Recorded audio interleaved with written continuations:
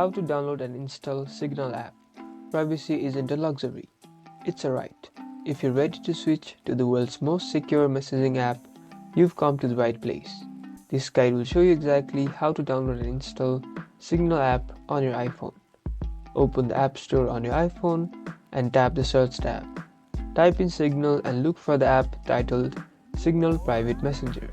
It's developed by the Signal Foundation. Tap the Get or Cloud button. You might be asked to confirm and download with Face ID or your Apple ID password to ensure the installation is authorized by you. Once the download is complete, tap Open. Signal will ask for the permission to send you notifications and access your contacts. We recommend allowing these so you can receive message alerts and see which of your friends are already using Signal. You've taken the first step towards privacy. Like and subscribe for our next guide on setting up your Signal account.